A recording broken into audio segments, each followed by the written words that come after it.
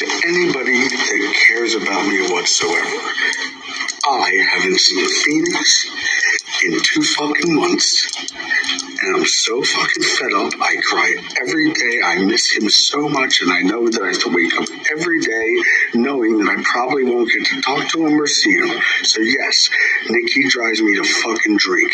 So does my fucking mom, and so does my fucking pep talking dad who tells me nothing but I'm a fat fucking loser, piece of shit, drug addict fucking loser. So, and my mom is a brainwashed fucking manipulator, and my brother stole Castle Bam, and he thinks it's called Castle Jess, and then I have to listen to my mom say, Bam, you do have a house. Really, Abe? Where? Well, it's Castle Bam. Well, if I go there, then the police will come. And Naveed the shaman, my best friend, came in from fucking Persia, and I can't even go see property. I gotta stand behind the gate. So, yeah, April, I don't have a fucking house. So I'm gonna smoke crack with the bums down at the boardwalk until I'm dead unless you deliver me fucking Phoenix. Get to work, Nikki, or anybody that wants to help. I want Phoenix. What's good, y'all? It's Coffee tapping back in, and Bam Margera is a cold mess out here. You know, if you ain't up on game, Bam and some others from the Jackass crew have had substance abuse problems for the longest time. Billy Joel voice. I mean, it's not really much of a stretch to peep that the wild-ish they used to be doing and the lifestyle they was living and all that. You know, Steve-O been clean for a long time, and Bam, when they did the last movie, I believe someone commented, fill me in if I'm correct, I don't think Bam was involved with it. And I think it kind of came down to all the other individuals like, yo, Bam, you got to get your ish together, B, you're a mess. And more recently, I swear I thought I saw Bam had got himself clean and, you know, was off the liquor and drugs or whatever this individual's drug of choice was or is or whatever. And listen, going through a custody thing, your kid not seeing your kid, it's a terrible situation. It's fucked up. But listen, and I'm not trying to judge motherfuckers. I keep it a buck at all times, you know. I'm no saint. I'm no perfect person. I've had my battles with addiction and substances and whatnot, man. But let's keep it real. A lot of times in that world of substance abuse and ish like that, motherfuckers do what Bam was just doing there, right? Like, it's everyone else's fault, and oh, fuck y'all, I'm just gonna go smoke crack with a bunch of bums till I die or whatever. Like, come on, man. You're making a fool of yourself. Do you think your BM or whoever has your kid is gonna see this right now and be like, oh, I got, like, they weren't already letting you see the kid. Now they're gonna see that and go, you know what? He's a great role model now. Let's let him see his kid. Come on, B. You know what I'm saying? Like, comment, y'all. Do y'all feel that? What I mean? Like, and then you hear him talking about his mom and his dad with the pep talks and all that, and he's calling people manipulators. Let's be honest, man. Motherfuckers who get high or drunk and all that often are the biggest manipulators of all time and have the hardest time being honest with themselves. They can't, own up to their actions at all. So I hope Bam Margera gets it together. You know, this is some bad ish right here. Maybe we'll see, you know, he's back in a treatment facility after seeing this. Because listen, to get online and do this based on all the things we already know, it's not a good look. I don't think things are going good at all. Y'all let me know what you guys think about it. But that makes me want to segue into something else that I wanted to talk about. Another motherfucker who's all up in the blogosphere, you know, who is always talking about addiction and recovery and stuff like that, and has done a lot of really weird-ish, you know, all fucked up, can't ever seem to admit they're wrong. And I think that they're on the verge of a total meltdown crisis right about now. I'm talking about Lush One, No Jumper, formerly a No Jumper. Certain point they decide that they don't like you anymore and they start trying to tear you down.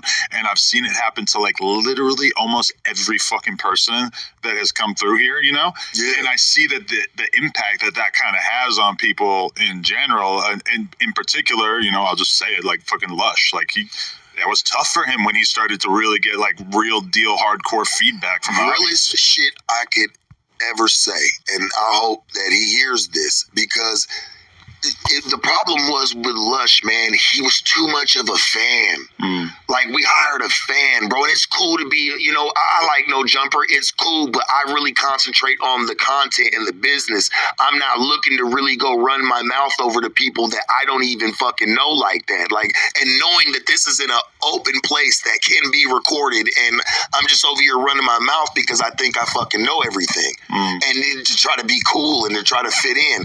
And that shit was wrong, man. He should have never did that. I talked to Lush about it. I said, damn, Lush, you pretty much like damn near single-handedly. That shit wasn't even your business to go even tell. And he didn't get picked up. I don't give a fuck if you got it told or not. No, but I'm saying you can't pick up in your brain, Lush, like, hey, that shit ain't got nothing to do with me. Sometimes you stay out of it, homie. Or go tell the person that you heard it about if you feel like you have a good relationship with him. But don't go and start to tell strangers, man. Yeah. And thinking that this shit isn't gonna get out. And it's crazy to see him go, and I haven't watched it, but I've like kind of heard summaries from people, but like he did a Bootleg Kev interview, and he's taking like no accountability from what I've heard. And that to me is the craziest shit. Like, maybe if he had fully admitted how fucking wrong it was what he did to me, then it would be a conversation about if we could be cool or whatever. But the fact that he tells this insane version of events that doesn't include the fact that his fucking, I mean, I would kind of call it snitching, but you know, whatever you want to call it, just being a blabbermouth. I'm gonna blame both of you, because you should have knew better than to tell him. Fucking Lush can't hold water. I should have definitely not trusted him. I'm just being honest, bro. So peep it out, man. Shout out to my guy, Gnarly Knuckles, also known as Knucklehead. Are you DJ Knucklehead, bro? I believe maybe DJ Knucklehead as well. He tapped into a little jump off I had going the other day, and he was like, yo, Coffee, you've been seeing all the no jumper-ish, and you know, I've been having a lot of wild-ish going on, but man, I just dived into all this going, and yo, Lush is now, as you know, everyone knows, doing his own content and everything. And it's just crazy how delusional this dude is. Like, dead ass, man. Before I pointed out when Milk74 did a reaction about Lush and, you know, the weird ex-offender activities that were going on in an office he used to work in before and how he did nothing to stop it. Lush was all, I had a video that had like 20 views. Lush was in the comments whining and crying and making fake accounts and commenting on people's ish. You know what I mean? And it's just like he that clip that I shared, you know, I don't even dare to use anything of Lush's. I don't want to hash it out with his ass, his all extra emotional ass. You know what I'm saying? But this dude is reacting to Adam and them, and like he just sees it all wrong. It's like, bro, you lied. You flucked up. You know what I mean? Like, listen, and I'm not even like fans of all these different cats on No Jumper or whatever. There's some dope cats over there. There's some cool ish that happens on that platform. I ain't ishing on it or whatever. But like this dude is like, he's sitting here like no accountability. He's constantly thumping his recovery book, talking about accountability and all this ish. And at the end of the day, B, when Adam came to you and said, yo, you was saying this, that, and the third, telling everything on the internet or telling everything that was like private business to motherfuckers on a Discord that you don't even know verbatim, Lush was like, nah. And Adam was like, yeah. And he was like, nah. And he flat out lied. Face to face, man to man, you lied and tucked your tail, B. And then, you know, now he's acting like that was a humiliation ritual Adam did to him or whatever. Listen, like, yo, Adam 22, there's a lot of off-ish about that, man, but like he couldn't be mad that you was telling the personal business to everyone. You know what I mean? On a Discord to a bunch of motherfuckers you don't even know, that like he was all wrong for that, you know? And I don't know. It's just, if y'all comment those out there, if you've seen him reacting to this with Lush, or I'm sorry, with Adam and Sharp talking about this, Lush is just in total denial and delusion about it all. You know, like, that's how it goes, man, a lot of times with cats that's in recovery. And I'm not trying to ish on recovery or none of that. You know, it's a thing, like, at some point you got to put them things down or whatever. cut back. I mean, ultimately get clean is the idea or whatever, but it's tough. You know, it's things people battle with. But there's a lot of cats that, you know, get in that recovery-ish and they like to war story like Lush does about their activities and stuff like that. Don't get me wrong, some of that ish is entertaining and funny and all that, but like, yo, this dude, I'm telling you, man, I wonder if he might have already relapsed for real and he's just stunting and fronting to everybody or what. But zero accountability. He's sitting here tripping on his reactions. Like, there's people in his comments listening to what he's saying, fans of it, like, I guess you could say, or people supporting the platform talking about they need to make some Lush You Lied shirts. And like, it's just going over his head. He don't realize that everyone's looking at him like, yo, B, you were wild out of pocket. You handled business like a bozo. And, you know, you flucked up. Like, no one really fucks with you, B, you know? So I see all this stuff going on with Bam Margera, and I looking at him in crisis mode, and I'm looking at Lush like he's in crisis mode like that. Maybe not the same way where, you know, it's not a billion years ago or however long ago it was when, you know, he was using all the time, but, you know, he's just living in a world of delusion. And I don't know, man. Since that moment on No Jumper till now, I feel like he's in crisis mode. He's in meltdown mode. Y'all let me know what you guys think. But for real, y'all ever peep that? Like, sometimes people, you know, they get into that world of recovery and they want to pat themselves on the back too much or whatever. Like, and, you know, and listen, beating yourself up does no good, but you got to be honest with yourself. This dude is still lying to himself like he wasn't out of pocket for lying. You know, Adam said on there that he had already spoke about it with AD to a degree, but then had a different, and listen, I'm not saying that everything Adam did was right, but like, Lush, you're wrong. Any way you try to flip-flop it or whatever, dude, you did some fuck-ish. You did some fluck-ish. Straight fluckery. You know, stop going on, like, what he's doing now with these reactions going off. It's like what he was doing in that Discord, man. Like, this guy, man, he needs to take a break from the internet or something. Y'all let me know what you guys think about it.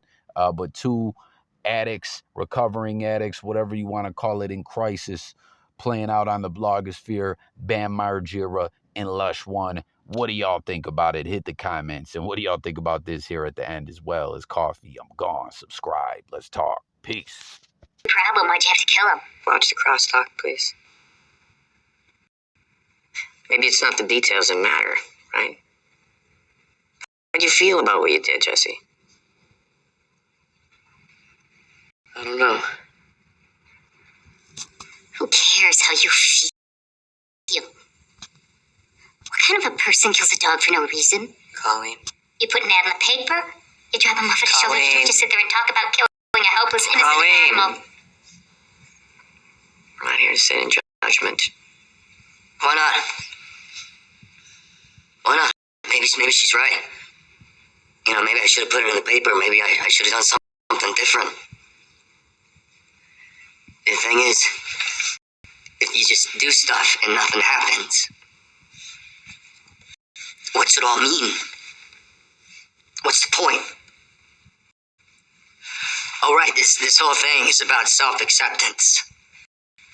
Kicking the hell out of yourself doesn't give meaning to anything. So I should stop judging and accept. Start. So no matter what I do, hooray for me, because I'm a great guy. It's all good. No matter how many dogs I kill, I just want to do an inventory and accept. I mean, you back your truck over your own kid and you, like, accept? What a load of crap. Hey, Jesse, I know you're in pain. No, you know what? Why I'm here in the first place is to sell you meth. You're nothing to me but customers. I made you my bitch. You okay with that? You accept?